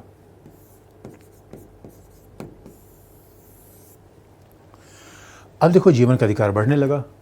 यौन शोषण जीवन का अधिकार का उल्लंघन है, प्रदूषण जीवन का अधिकार का उल्लंघन है। तो जीवन का अधिकार और विशाखा केस बड़ा लैंडमार्क इसलिए था बच्चों, वो 95 में आया। तो विशाखा केस में हुआ ये था कि भंवरी देवी राजस्थान, अब ये सब विशाखा केस का एग्जाम्पल मैं दे दिया। भंवरी देवी थी राजस्थान में बाल विवाह के खिलाफ कार्य करने वाली एक बड़ी कार्यकर्ता, और भंवरी देवी के गैंग रेप हो गया था राजस्थान में, और भंवरी देवी न्यायालय में चली गई। तो उसके केस को लेने वाली महिला थी विशाखा। तो उसने कहा बताओ भाई, महिलाओं को सुरक्षा नहीं है। इसलिए इस भंवरी देवी के खिलाफ जो पूरा मूवमेंट बना था भारत में, महिलाओं के सम्मान, महिलाओं की सुरक्षा, महिलाओं की बराबरी, इसी बात को उच्चतम न्यायालय ने कहा था कि यौन शोषण भी जीवन के अधिकार का उल्लंघन है। यौन शोषण जीवन के अधिकार का उल्लंघन माना जाएगा। अब अगली बात है कि फिर उच्चतम न्यायालय, आप देखते हो एक तरफ हमारे यहाँ टेक्नोलॉजी आ रही है, बड़ा इंटरेस्टिंग बात है, टेक्नोलॉजी भी जीवन के अधिकार को रोकती है। पहले तो हम यही सोचते थे कि तानाशाही शासन रोकता है, और ये बड़ा दुविधा का सवाल है। कई जगह तो राज्य के काम बढ़ जाए तो अधिकार हनन होता है, और कई जगह राज्य काम कम हो जाए। तो आप देखोगे आजकल CCTV कैमरा हर जगह होता है, सर्विलांस होता है। अब राज्य ने कहा भाई हम कल्याणकारी कार्यक्रम चलाने के लिए तमाम योजनाएं बांटेंगे। अब राज्य ने कहा कल्याणकारी योजना चलाने के लिए हम तमाम योजनाएं बांटेंगे, तो उसमें हुआ क्या? उसमें इसीलिए अब देखोगे आप, मामला कहाँ पर आया? पहला पुट्टा स्वामीवाद, जहाँ पे आ गया निजता का अधिकार, पुट्टा स्वामीवाद, और दूसरा समलैंगिकता का अधिकार, नवतेज सिंह जौहर केस।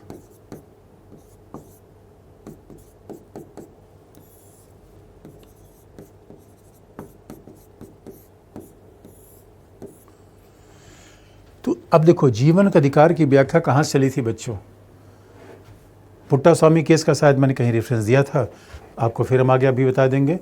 नवतेज सिंह जौहर केस मैंने आपको प्रस्तावना में बता रखा था। यही जरा सोच के देखिए कि जीवन के अधिकार का विस्तार कैसे आगे चलता गया। 1950 से जो यात्रा शुरू हुई थी 2017 में बदल गई। और बच्चों ये बड़ा स्वाभाविक सी बात है।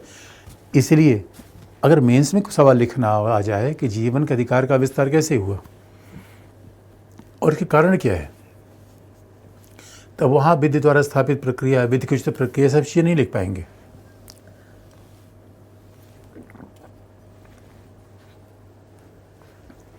किसी केस का विस्तार भी वहाँ करना संभव नहीं हो पाता।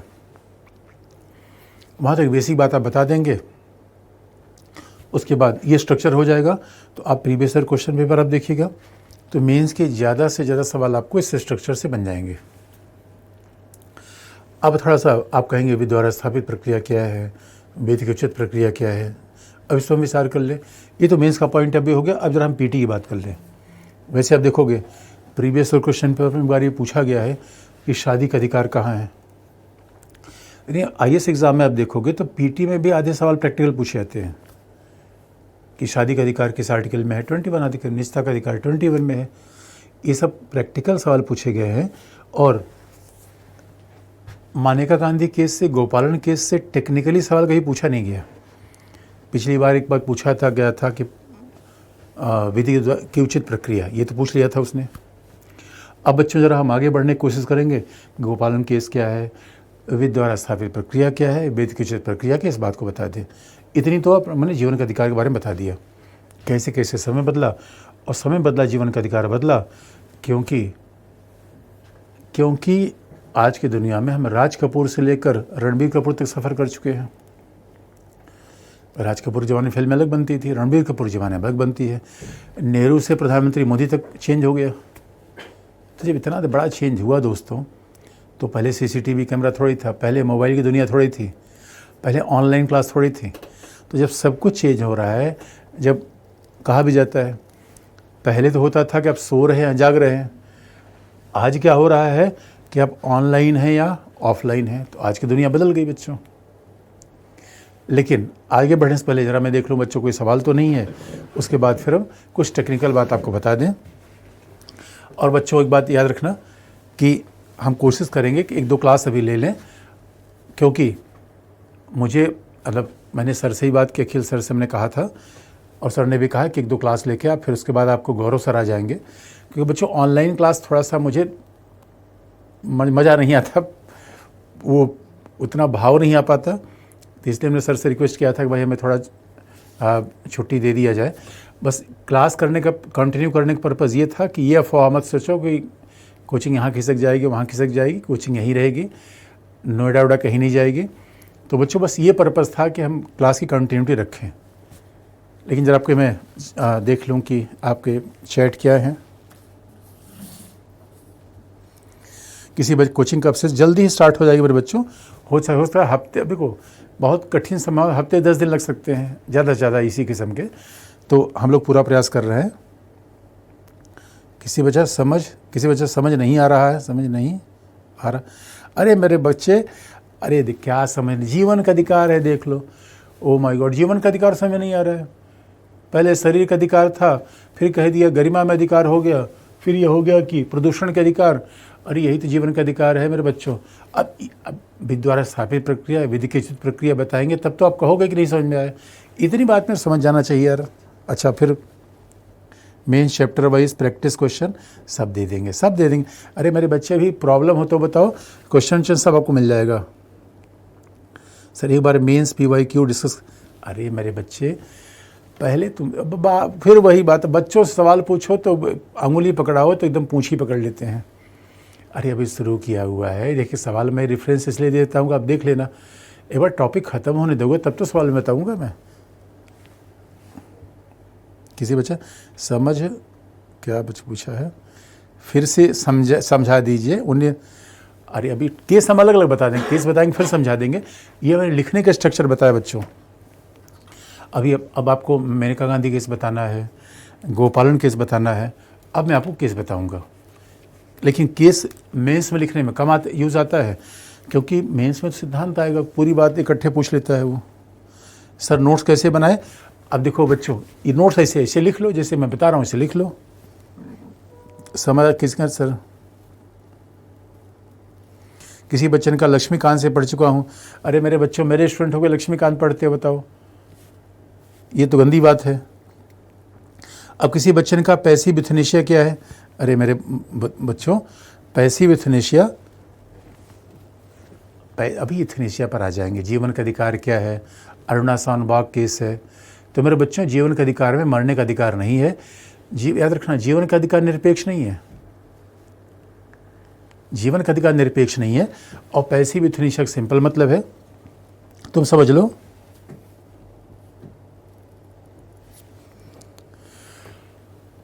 लो, पैसे। अरे मेरे बच्चों, यूथनेशिया मतलब है, समझ लो जीवन खत्म करना, आत्महत्या मतलब कुछ। अब यूथनेशिया को इच्छा मृत्यु कह लो, आत्महत्या तो हम नहीं कहेंगे। यूथनेशिया का मतलब इच्छा मृत्यु। और ये मामला आया क्या? देखो, जीवन का अधिकार निरपेक्ष नहीं है। जीवन का अधिकार निरपेक्ष अगर होता, कोई व्यक्ति जेल में जाता ही नहीं। तब तो कोई व्यक्ति जेल में होता, हम कहते हुए बाहर कर दो। तो जीवन का अधिकार निरपेक्ष नहीं है। इसका मतलब जीवन के अधिकार को सीमित किया जा सकता है, बशर्ते किसी व्यक्ति ने हत्या किया हो, मर्डर किया हो, तब तो जीवन का अधिकार सीमित किया जाएगा, पहली बात। दूसरा, यूथनेशिया का मामला बड़ा कहानी बच्चों बड़ी अजीब सी है। और देखो, इस विवाद का विषय है। जीवन के अधिकार में किसी को आत्महत्या का अधिकार नहीं है, पहली बात। मरने का अधिकार नहीं है, इसे निरपेक्ष नहीं है। और हमारे यहाँ तो यहाँ तक है, किसी महिला को अपने गर्भ में पल रहे बच्चों को भी गर्भपात कराने का एक निश्चित समय ही होता है।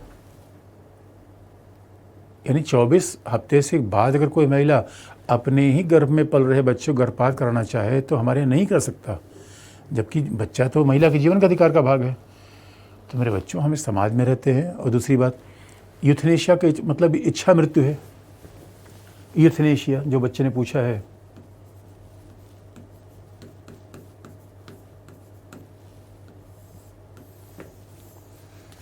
यूथनेशिया इच्छा मृत्यु है। तो बच्चों, मामला था अरुणा शानबाग का। अरुणा शानबाग एक नर्स थी मुंबई में, और उसके साथ बड़ी दुर्घटना हुई। हॉस्पिटल में काम कर रही थी, और जिस समय हॉस्पिटल में काम कर रही थी उस समय, अब देखो कितनी दुर्भाग्य की बात है, महिलाओं की सुरक्षा हमारे देश में कितनी खराब स्थिति में बच्चों। जो कोलकाता में आज हुआ, वो बहुत पहले मुंबई में हुआ था, जो अपने आप में देश की रूह हिला जैसी हिल गई।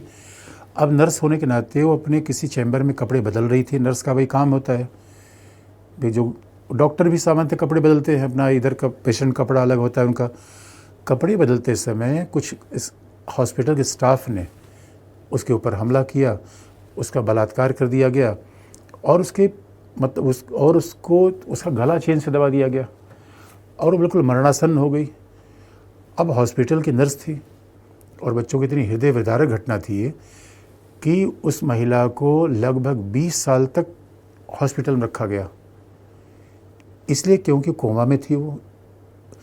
अब हॉस्पिटल लगता था कि भाई अब जान आ जाएगी, अब जान आ जाएगी। तो बाद में एक पत्रकार महिला थी, वो चली गई न्यायालय। उसने कहा भाई कम से कम अरुणा शानभाग को अपने जीवन ख़त्म करने की इजाज़त दी जाए। अब सवाल है कि मान लो अब कोई वेंटिलेटर में 20 साल से पड़ा हुआ है, तो ये बड़ा यही यूथनेशिया का मामला था बच्चों, अरुणा शानभाग का मामला, जो बड़ा ही नोटोरियस हुआ था, बड़ा ही। और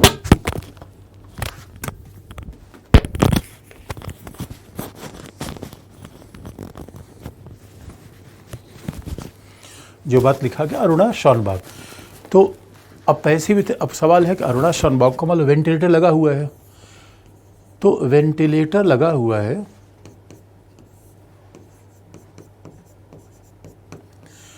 तो वेंटिलेटर को हटा लेना ये क्या है?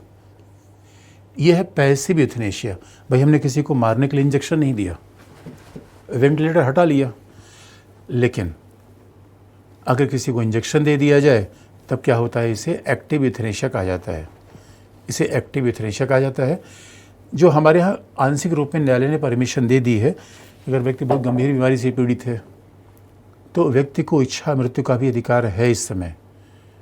और पैसिव यूथनेशिया का मतलब है कि जो व्यक्ति का सपोर्ट सिस्टम है हटा लिया जाएगा, यानी व्यक्ति को हम इंजेक्शन नहीं देंगे मरने की, बल्कि व्यक्ति को जो टेक्निकल सुविधाएं हैं वो हम हटा लेंगे। इस वजह से इसे कहते हैं पैसिव यूथनेशिया। जो चैट हमने व्हाट्सएप पे डिलीट कर दी, तो क्या व्हाट्सएप को यूज़ कर सेव कर सकता है? पता नहीं। लाइफ सपोर्ट सिस्टम हटा दिया था, हाँ बिल्कुल। निरपेक्ष समलैंगिकता में डिफरेंस क्या है सर?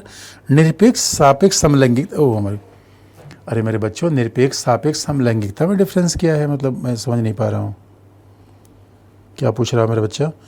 तो सर जीवन के अधिकार को अदर कंट्रीज़ में कैसे होते हैं? अरे मेरे बच्चे, जीवन का अधिकार सऊदी अरेबिया मिलता नहीं, जहाँ देखो वहीं ठांस देंगे। अफ़गानिस्तान में संभव नहीं है। अमेरिका में, आज की दुनिया में जितने भी लोकतांत्रिक देश हैं, ऐसे ही सब जीवन का अधिकार है।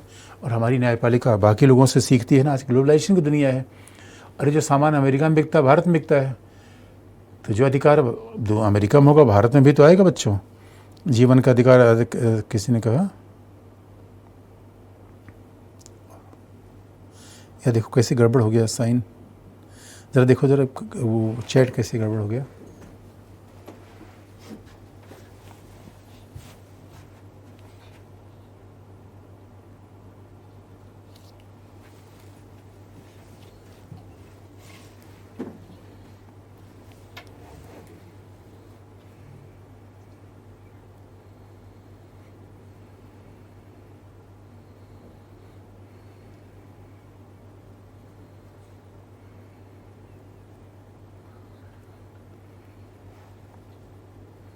हाँ तो चैट में दे दो। तो बच्चों अब देखो, अब आपको बता दूं कि मैं ये तो पूरा अब थोड़ा पीटी के हिसाब से बता दूं कि गोपालन केस में क्या कहा गया, विधि द्वारा स्थापित प्रक्रिया क्या है, विधि की उचित प्रक्रिया क्या है। विधि द्वारा स्थापित प्रक्रिया, विधि की उचित प्रक्रिया क्या है। तो एक बेसिक सी बात मैं आपको बता दूं, आर्टिकल 21 में लिखा हुआ है विधि द्वारा स्थापित प्रक्रिया।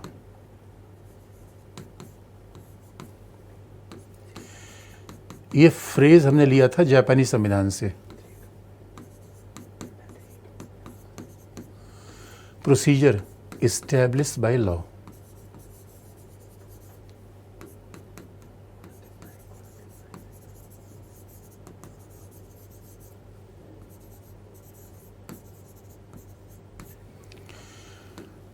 विधि द्वारा स्थापित प्रक्रिया या प्रोसीजर एस्टैब्लिश्ड बाय लॉ। अब बड़ी सिंपल सी बात है कि विधि द्वारा स्थापित प्रक्रिया का मतलब क्या है। मेरे बच्चों में सिंपल सी बात है, भाई विधि हमारे यहाँ कौन बनाती है? संसद बनाती है, विधानसभा बनाती है।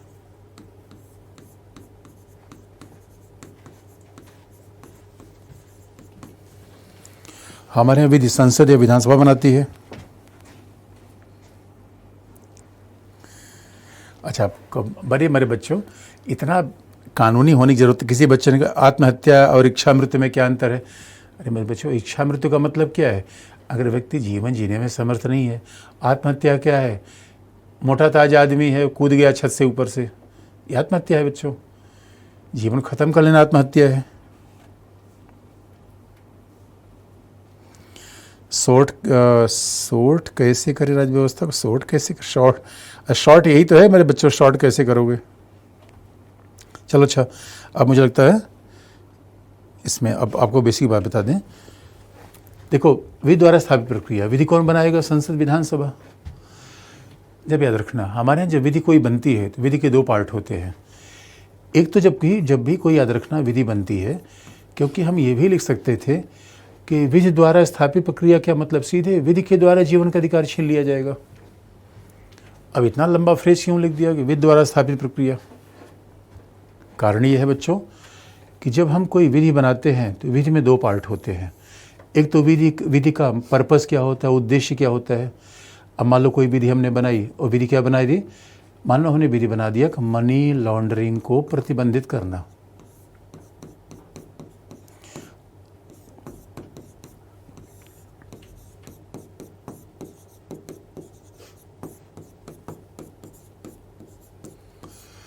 मनी लॉन्ड्रिंग को आपने देखा होगा कि इसके लिए हमारे यहाँ कौन सा एक्ट है? PMLA, आजकल बड़ा जो डिस्प्यूट में चल रहा है। मनी लॉन्ड्रिंग को प्रतिबंधित करना, PMLA, ये लॉ है। फिर prevention of money laundering act, तो इसमें लिखा गया है मनी लॉन्ड्रिंग करना। और मनी लॉन्ड्रिंग का सीधा मतलब है एक जगह से दूसरी जगह पैसा भेज देना बिना बैंक के, ये मनी लॉन्ड्रिंग है। अब मनी लॉन्ड्रिंग से होता क्या है भाई? अगर हम बिना बैंक का यूज़ नहीं करेंगे, पैसा भेज देंगे, तो देश को टैक्स का नुकसान होता है, ये टैक्स चोरी है। तो अब अगर मनी लॉन्ड्रिंग की जाए, मनी लॉन्ड्रिंग को प्रतिबंधित किया जाएगा, तो सवाल है, मान लो किसी एक्स व्यक्ति को पकड़ा गया मनी लॉन्ड्रिंग के लिए। इन्हें हर लॉ का एक पर्पस होता है और एक प्रक्रिया होती है। मेरे बच्चों, आप क्लास में क्यों आते हो? आप क्लास में आते हो पढ़ने के लिए, लेकिन उसका प्रक्रिया तो है ना कि आपको आई कार्ड दिखाना होता है, तब आप एंट्री करते हो। इसलिए हर लॉ को एग्जीक्यूट करने के लिए प्रोसीजर होना जरूरी है। और प्रक्रिया का मतलब क्या है? अगर किसी व्यक्ति के द्वारा मनी लॉन्ड्रिंग किया गया है, तो जिस व्यक्ति को पकड़ा गया है, क्या उसको जमानत मिलेगी या नहीं मिलेगी, ये प्रक्रिया है। जमानत यानी चार्जशीट कितने दिन में फाइल की जाएगी, ये प्रक्रिया है।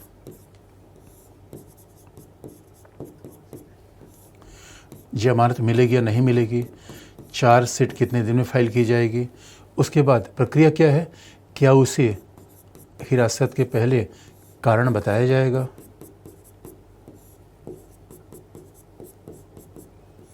ये प्रक्रिया है। याद रखना, हम भारत में जितने भी लॉ बनते हैं, लॉ के साथ उनकी प्रक्रिया का उल्लेख भी होता है।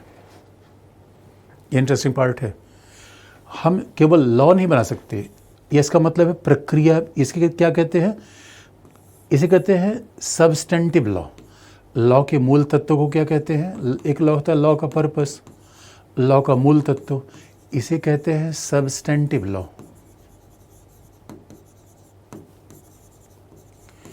इसे कहते हैं प्रक्रिया, प्रोसीजर लॉ। याद रखना बच्चों, प्रोसीजर भी लॉ है, कि किसी लॉ में लिखा हुआ है।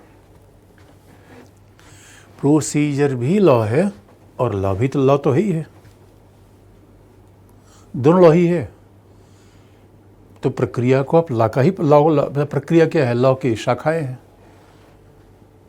इस वजह से, और आप देखो लॉ में प्रक्रिया लिखनी जरूरी क्यों है? अगर लॉ में प्रक्रिया नहीं लिखी जाएगी तो लॉ का मिसयूज किया जा सकता है वो पुलिस के द्वारा। और लॉ का मिसयूज कैसे होगा बच्चों? अगर हम प्रक्रिया नहीं मिलेगी तो पता चला कि पुलिस किसी को भी हिरासत में ले लेगी कि भाई मनी लॉन्ड्रिंग किया है, अवैध रूप में पैसे का एक से दूसरी जगह स्थानांतरण किया है, तो अवैध मनी लॉन्ड्रिंग किया है, फिर तो बच्चा गया जेल में। तो जमानत मिलेगी नहीं मिलेगी लिखना पड़ेगा चार्जशीट फाइल करने में, क्योंकि अब किसी को देखो चार्जशीट का मतलब है इस भाई किसी के ऊपर का अगर थाने में रखा गया है तो कारण बताना पड़ेगा कि क्यों रखा गया है, क्यों रखा गया है, व्यक्ति के अपराध क्या है। तो चार्जशीट यानी जो आरोप पत्र, हिंदी में कहते हैं आरोप पत्र, जैसे आप किसी को पत्र लिखते हो तो पुलिस जब किसी के अपराधी के बारे में पत्र लिखेगी तो उसको आरोप पत्र कहा जाएगा कि उन्होंने ये किया, धारा इसके अंतर्गत ये अपराध किया है, इसी को आरोप पत्र कहते हैं। तो अब ये थोड़ी है किसी व्यक्ति जब आप जेल में रखते हो तो आपको बताना पड़ेगा कि भाई चार्जशीट कितने दिन फाइल होगी। अब पता लगे किसी अपराध में जेल में रख लिया और 1 साल में चार्जशीट फाइल नहीं हुई तो आपको इसको छोड़ना पड़ेगा। आप ये लॉ के खिलाफ है। इसे हर लॉ में लिखा जाता है चार्जशीट कितने दिन फाइल होगी, और किसी व्यक्ति हिरासत में लेने से पहले कारण तो आप बताओगे, ये लॉ में लिखा होता है। इसलिए बच्चों जो लॉ को जानते हैं उनको ये बात पता है कि देश में लॉ का शासन है, पुलिस का शासन नहीं है। इस देश में रूल ऑफ लॉ है, रूल ऑफ पुलिस नहीं है बच्चों। पुलिस लॉ के नीचे होती है। पुलिस का काम क्या है? लॉ को इम्प्लीमेंट करना, लॉ बनाना नहीं है। यही बच्चों है वेद द्वारा स्थापित प्रक्रिया। इसका मतलब अगर हम प्रक्रिया शब्द का प्रयोग न करते तो यहाँ से फंडामेंटल राइट को मिसयूज किया जा सकता है। तो इसका मतलब ये मान लिया जाए कि विधि द्वारा स्थापित प्रक्रिया को व्यवहारिक रूप में, इसका विधि है और प्रक्रिया दोनों विधि है। अब इसको व्यवहारिक रूप में समझना हो तो पहला मामला विधि द्वारा स्थापित प्रक्रिया का है गोपालन,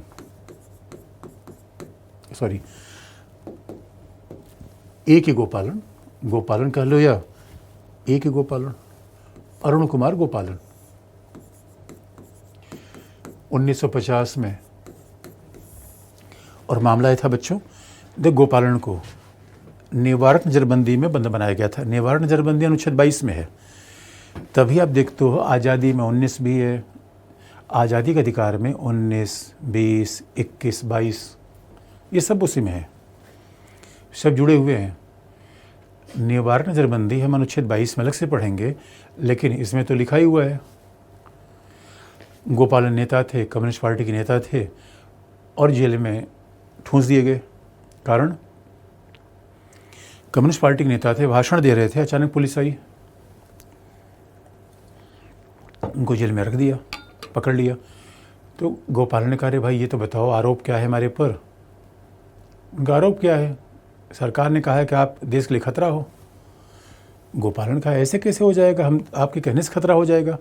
पुलिस ने कहा, हमें ये नहीं पता है, कानून है। क्योंकि जब देश आज़ाद हुआ तो भारत में पहला निवारक नजरबंदी का कानून बना, प्रिवेंटिव डिटेंशन, जो अनुच्छेद 22 पढ़ेंगे। निवारक नजरबंदी कानून 1950 बना, उसी कानून के हिसाब से गोपालन को बंद कर दिया गया। और गोपालन के वकील चले गए उच्चतम न्यायालय में। जब गोपालन के वकील उच्चतम न्यायालय में गए तो गोपालन ने कहा कि माय लॉर्ड, मेरे अधिकार का उल्लंघन हो गया, मुझे हिरासत में ले लिया गया। तो उच्चतम न्यायालय ने कहा कि भाई हिरासत में लिया गया है तो बताओ कोई लॉ है क्या? तो कहा हाँ लॉ तो है, लेकिन बहुत बेकार है। न्यायपालिका ने कहा, सुनो महोदय, हमारा काम क्या है? हमारा काम देखना है कि आपको लॉ से हिरासत में लिया गया है नहीं, प्रक्रिया फॉलो की गई है नहीं, बस यही 2 चीज़ देखना है। यानी भाई दोनों लॉ है तो जीवन का अधिकार लॉ के खिलाफ भी मिलेगा, प्रक्रिया के खिलाफ मिलेगा। क्योंकि याद रखना बच्चों, आर्टिकल 21 बड़ा है, लॉ बड़ा नहीं है।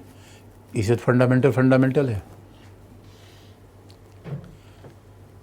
तो गोपालनवाद में उच्चतम न्यायालय ने कहा कि आपकी हिरासत बिल्कुल ठीक है, क्योंकि आपको लॉ के हिसाब से हिरासत में लिया गया है, पहला, प्रक्रिया को फॉलो किया गया है, दूसरा। यानी उच्चतम न्यायालय ने ये बात कह दी कि अगर किसी को लॉ से हिरासत में लिया जा रहा है और लॉ में उल्लिखित प्रक्रिया को फॉलो किया गया है तो व्यक्ति की हिरासत ही बिल्कुल ठीक है। गोपालन का ये तर्क था कि ना माय लॉर्ड, ये मेरे जीवन का अधिकार का उल्लंघन है। तो उच्चतम न्यायालय का कमाल की बात करते हो, ये तो सुप्रीम कोर्ट ने, ये तो पार्लियामेंट ने कानून बना रखा है। और जीवन का अधिकार उल्लंघन का है, आप जेल में हो, आर्टिकल 21 तो बना हुआ है, ये कहो ना आर्टिकल 19 का उल्लंघन किया गया है। और अगर बच्चों आपको ध्यान होगा, आर्टिकल 19 में रीजनेबल रिस्ट्रिक्शन है, आर्टिकल 21 में नहीं है। आर्टिकल 19 क्लॉज 2 में लिखा हुआ है रीजनेबल रिस्ट्रिक्शन, यानी आज़ादी सीमित की जाएगी लेकिन तार्किक रूप में। आर्टिकल 21 में लिखा ही नहीं गया है। आर्टिकल 21 में क्या है? तार्किकता नहीं। कानून बना दिया तो अब खोपचे में। तो फिर न्यायालय ने पूछा, फिर गोपाल ने पूछा, न्यायालय महोदय ये बताओ आप अधिकार की रक्षा कब कर पाओगे? उनका अगर कोई बिना कानून की हिरासत में लिया जाए तो मैं रक्षा कर लूँगा, याद रखना। न्यायपालिका ने कहा अगर किसी को विधि और उसकी स्थापित प्रक्रिया से हिरासत में लिया जाता है तो स्वाभाविक रूप में इसमें हमारा कोई सरोकार नहीं है। तो गोपाल ने कह दिया माई लॉ खराब है। न्यायपालिका ने कहा महोदय लॉ बनाना पार्लियामेंट काम है, हमारा काम तो है ही नहीं है। लॉ ठीक है गलत है वो तो पार्लियामेंट देखेगी, आपको शिकायत है पार्लियामेंट जा करिए, हमारा काम सीमित है। हमारा काम ये नहीं कि लॉ ठीक है गलत है, हमारा काम ये है कि क्या उससे किसी जिसको जीवन का अधिकार छीना गया है लॉ के साथ छीना गया है, लॉ के बिना। फिर गोपालन ने कहा ना माय लॉर्ड, जीवन का अधिकार पशु जैसा थोड़े होता है, अरे गरिमा में जीवन का अधिकार होता है। आर्टिकल 19-20 में एक दूसरे से जुड़े हुए हैं। उच्चतम न्यायालय ने ये भी बात इनकार कर दी। याद रखिए मैं 1950 की बात कर रहा हूँ। यानी उच्चतम न्यायालय ने यह कह दिया गोपालन साहब आपकी आज़ादी बनी हुई है क्योंकि आपको कानूनन हिरासत में लिया गया है, प्रक्रिया को फॉलो किया गया है, इसका मतलब है। और कानून प्रक्रिया निर्धारित करने का अधिकार संसद का है, हम उसमें कुछ नहीं कर सकते। न्यायपालिका ने मना कर दिया, इसलिए गोपालन को जेल से रिहा नहीं मिल पाया, गोपालन जेल में बंद रह गए। यह है विधि द्वारा स्थापित प्रक्रिया। इसका सीधा मतलब है विधि द्वारा स्थापित प्रक्रिया में प्राथमिकता किसकी होगी? विधायिका की। विधि द्वारा स्थापित प्रक्रिया में प्राथमिकता किसकी होगी? विधायिका की। महत्वपूर्ण कौन होगा? विधायिका। न्यायालय के काम सीमित होंगे। ये दोस्तों विधि द्वारा स्थापित प्रक्रिया है। अब बाकी कल बता देंगे बच्चों, आज के लिए इतना ही। बाकी आप कोई सवाल हो तो आप बताओ कि विधि द्वारा स्थापित प्रक्रिया आपको समझ में आया कि नहीं समझ में आया?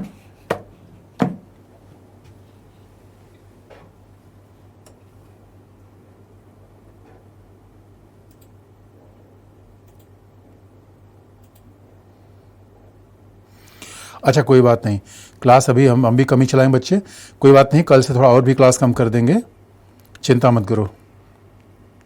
आज के लिए बच्चों इतना ही, ठीक है, थैंक यू।